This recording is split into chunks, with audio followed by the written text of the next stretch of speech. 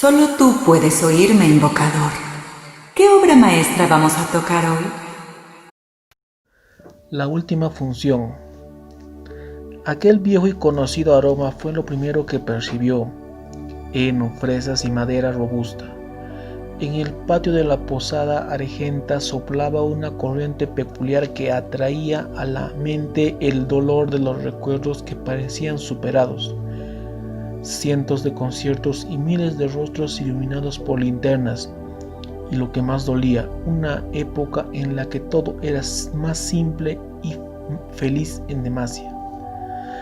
Pero en estos días una versión de su patria se sentía lejana, a mundos de distancia. Cuando vio a su vieja amiga Etra cruzar las puertas de la posada, contuvo el aliento. Tal vez esto había cambiado, pero los ojos de Etra se abrieron asombrados. Dio un alarido de emoción y corrió hacia donde estaba ella para envolverla en un abrazo. Sona soltó un pequeño suspiro de alivio. Algunas cosas no cambian después de todo. «Recibiste mi carta», dijo Etra y la apretó con fuerza. Sona asintió con la cabeza.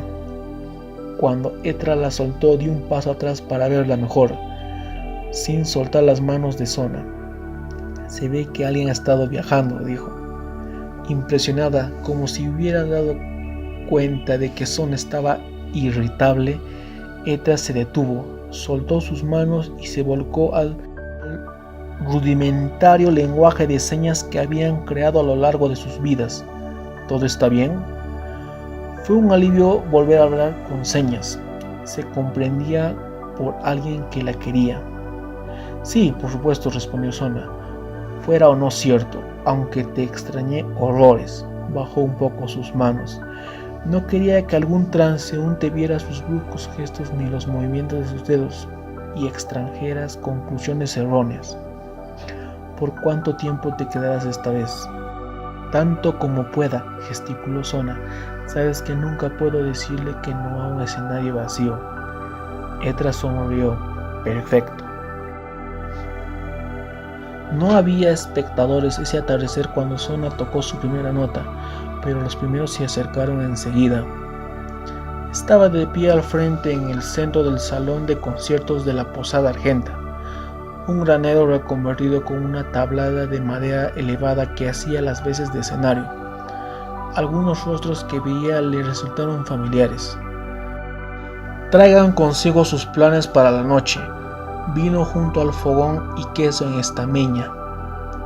Sona ubicó su hijo al centro del escenario. El oro briñudo de su parte frontal brillaba de lustre. Se deposita sobre su pequeña base, aquella que había elevado únicamente para sus presentaciones en demasía. A la derecha de Sona, un hombre llamado Cal llevaba el ritmo en los tambores de pie de cabra de la posada. La voz de Etra, aguda, clara y suave como el agua, se le sumó a su izquierda unos momentos después. Mientras se sumergían en sus familiares ritmos, la audiencia se multiplicaba. Las carretas se detenían frente a las puertas abiertas del salón de actos y los caballos eran atados a los postes. Algunos espectadores comenzaron a acompañar con un fuerte canto. Se pusieron ebrios más rápido que de costumbre. Sona sonrió con una satisfacción hacia Etra, que le respondió con un gesto. «Ellos también te extrañaban». Se vivían tiempos de mucha tensión para la gente. Un solo y sangriento año bastó para que perdieran a su rey y vieran a su nación atacarse a sí misma. Como si viniera a ilustrar los pensamientos de Sona, 4 figuras con capuchas sueltas sobre sus cabezas se metieron entre las últimas filas de la audiencia. Capuchas de tela azul oscuro. No es que fuera de por sí muy sospechoso, pero uno de ellos señaló a Sona con la cabeza y ella pudo ver el destello de la máscara de oro. Cazadores de magos. Sona sintió un nudo en el estómago. Oyó un traspié casi imperceptible a la voz de Etra, pero ninguna de ellas se atrevió a mirarse directamente en ese momento. La única opción era seguir con el acto. seguir cantando y, con suerte, mantener las apariencias. La siguiente canción del repertorio era un solo. Edra y Cal salieron atrás del escenario. Este era el momento que en realidad el público había venido a escuchar. Se oían leves susurros de aprobación entre la audiencia mientras más gente ingresaba. La pieza no tenía nombre, pero aún así todos la conocían. Era creación de Sona, quien se relajó mientras se sumergía en su melodía. Sus dedos rozaron las cuerdas, el aire se llenó de silencio y con el sonar de una sola nota comenzó. Sus dedos bailaban como luciérnagas. La canción fluía, se formaba, se desvanecía y volvía a formarse. Pero entonces algo cambió en la música. Aparecían capas nuevas en ella, notas que no se debían poder tocar al mismo tiempo. Sona alzó la mirada y solo se encontró con sonrisas y ojos cerrados. La audiencia estaba encantada, absorta. Era el momento, el igual había despertado. Ilusiones alargadas y ensortijadas salieron de las cuerdas, estirándose y chasqueando mientras el aire mismo tarareaba. Para ella eran radiantes, un lenguaje que solo ella compartía con el instrumento. Nadie más las podía ver. El igual eligió a alguien. Una anciana en el fondo del salón pensaba en su marido, un granjero, y el instrumento se volcó ronco, adoptando la gravedad y calidez de su voz. Sona casi podía oírlo hablar, y en las formas que se alteraban con velocidad ante ella, pudo ver los contornos de su rostro curtido, manera en la que sus mejillas se arrugaban al sonreír, pero los contornos se transformaron en la difusa forma de una figura durmiente. Había enfermado y falleció hace un mes. La cosecha fue dura sin él, sin dudas. Entonces el igual canturreó a Sona algo íntimo, la última canción que el hombre le había cantado con su voz ronca a su esposa. Las notas flotaron en el aire, tomó las frases sueltas de la melodía y, sin siquiera necesitar detenerse, las entregió en su canción y siguió creando alrededor de ellas. Al levantar la mirada, Sona vio las cejas de la viuda alzarse al reconocer la melodía. Las lágrimas rodaban por sus mejillas. Sona deslizó su música dentro del corazón de la mujer, música para darle calidez, música para confortarla, música para darle la fuerza necesaria para afrontar el año que se avecinaba. La música ahora estaba en pleno crescendo. Ella y el igual estaban sumergidos en una conversación profunda.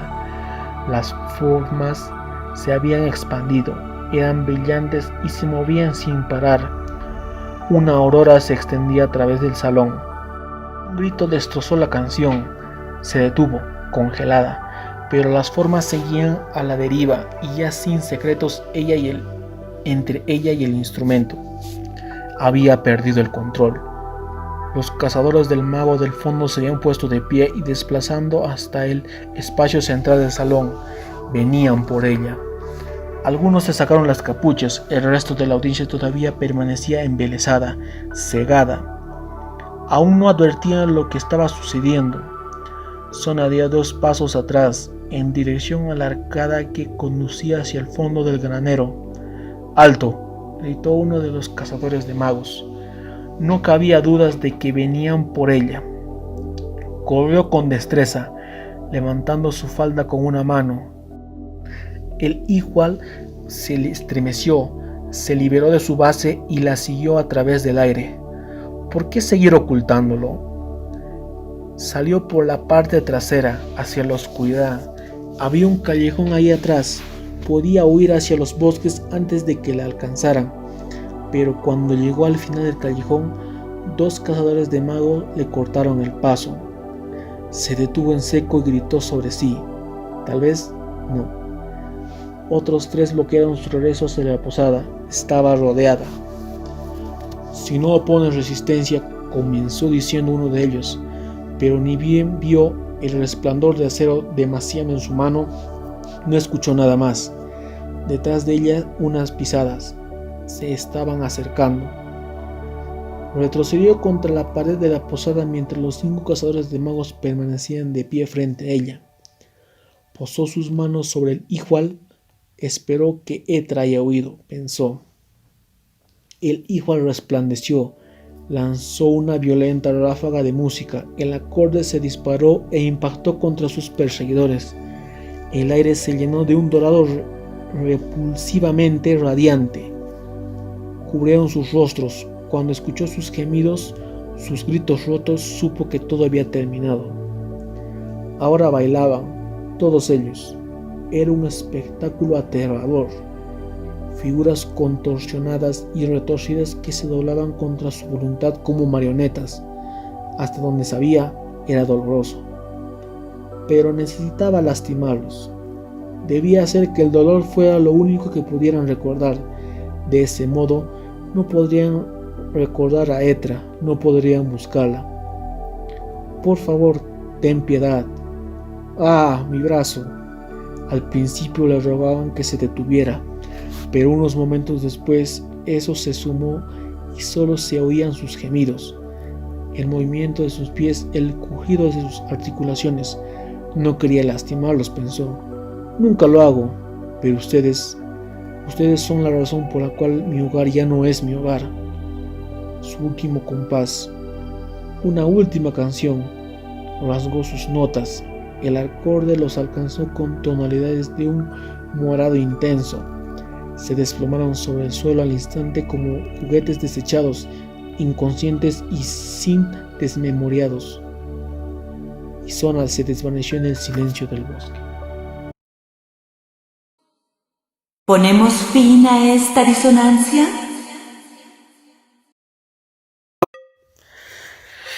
Ahora en el cuento. Acá el cuento es una vez que regresó con su madrastra de Jonia después de la invasión. O sea, pasó la invasión, fueron a Jonia y luego, como no podía quedarse ahí, se regresó a Demacia. Ahí se encontró con una de sus amigas que era Etra.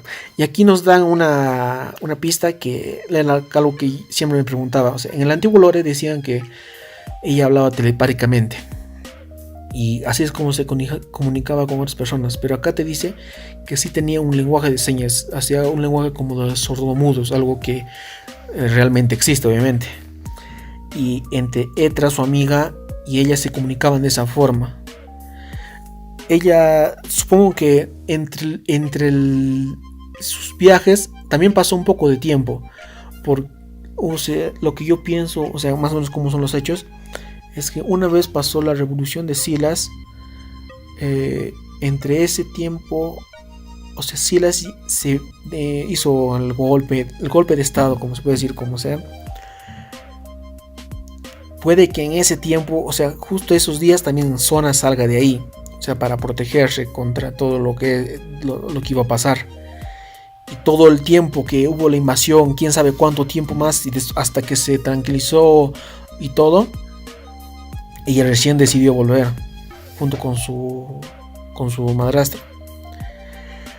Y entonces ahí es cuando, o sea, pasó un poco de tiempo. No sabemos cuánto tiempo pasó entre todo. Cuánto tiempo fue la revolución de Silas. En el cómic no lo dice. No sé si fue bastante tiempo. Pero la revolución misma, entonces, pero acá no dice cuánto tiempo. O sea, el mismo viaje puede que le haya demorado tal vez a cuánto tiempo. Porque en el lore decía que fueron meses los que se demoró en salir de Jonia y la Demacia, o sea, cuando era niña. Pero ahora que... Y supongo que sigue tomando el mismo tiempo. Las cosas no han cambiado tanto tampoco. Siguen siendo barcos y todo eso. Entonces regresó. Iba a hacer un concierto junto con Etra, su amiga, y algunas personas más. En un granero abandonado. Y ahí dice que la gente sí la conocía. O sea que lo de los conciertos todavía sigue existiendo. O sea, sí daba conciertos en su adolescencia, antes de revolución y todo eso. O sea, sí decía en el lore que ella tocaba o volvía a tocar el instrumento y todo eso.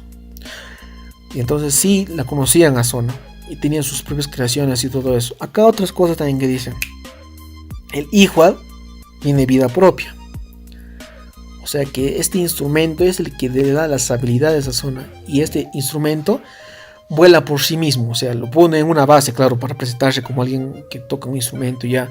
Pero en sí el igual flota así como lo hacen en el mismo juego. Al final del día, Sona la descubren porque al querer consolar a una viuda, se pierde el control del igual. O sea, ella lo controla. El igual es la magia de Sona. Ella tiene la habilidad de manejarlo. Pero el igual en sí es lo que hace posible que ella pueda expresarse.